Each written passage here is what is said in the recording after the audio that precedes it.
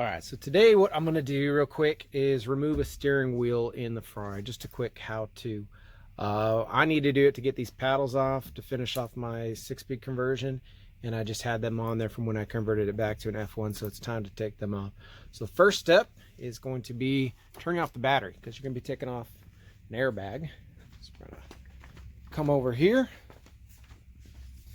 and if you own one of these, you already know how to do this, but inside this compartment is the battery cutoff switch. I guess Ferrari assumed that you're going to be storing your cars for long times. So we're just going to take this, click it off. Now we're going to go back in here.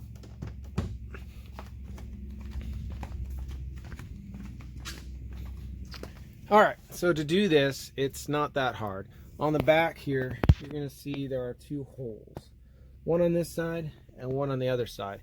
In those are Allens, and then simply you undo the Allens, and then the airbag is just going to pop off via springs. So let's go ahead and get the tools we need. All right, so the tool you're going to need to do this is a specialty tool. It is a safety Torx size. It's a T30, and it looks like that. And I usually prefer it on a 1/4-inch ratchet with just an adapter because it's a 3/8 drive. But I couldn't find it, so I'm just using my full 3/8 drive. So you should be able to get in there. Just be very careful you don't bang anything with your tools, like your dash or your glass. We're just going to undo it.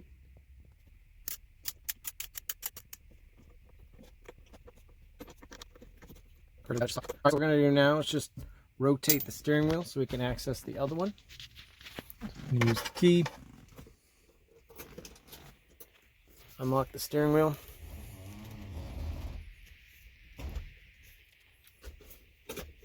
Okay, once again, get our tool back on there. Okay.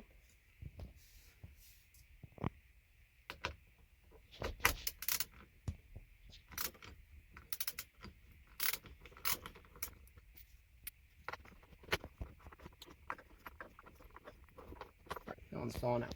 Okay. So I got both bolts undone. One thing I was noticing, I never really noticed before, you can actually pretty much access these bolts with the steering wheel in place. I'm not sure if that's enough clearance to get the whole paddle out. Kind of looks like there is, but that's just a little note I just found. All right, so now you can actually just grab the airbag and you can start to see the wires in there. Now I'm not even going to try to do this one-handed, but you need to unplug the harnesses that are in there. Make sure your battery is disconnected. All right, like I said, I wasn't going to try to hold the camera. This is the plug you grab onto, and make sure you just evenly pull it straight out, not rock it side to side, and it'll just pop right out. Now your airbag bomb thing is clear. Now we got access to the steering wheel. Now this one you do not need a puller to get the wheel off. It's simply just, it's not even the center here thing. We're gonna just undo these Allens and then the wheel is off. So before we get started, we just want to unplug the horn buttons. So just carefully undo that one, and then I believe the ground is just a simple wire connector. All right, so we now have got it undone. We're going to get a 5mm Allen. You can use an Allen or a socket Allen. We're just going to remove all these bolts.